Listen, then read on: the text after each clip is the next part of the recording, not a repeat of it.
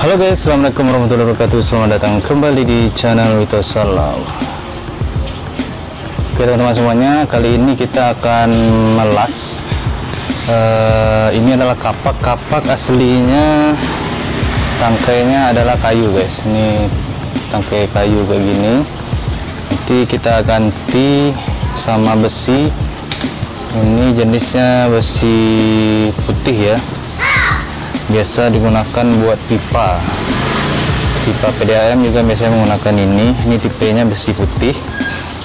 Nah, biar lebih kuat dan tahan lama akan kita las kapak ini guys. Nah, ini sudah kita paskan, kita udah gerinda dikit, udah kita gerinda yang ini, tinggal kita las bagian sini sekeliling, kemudian bagian tepi-tepi ini guys. Oke, sekarang kita mulai guys.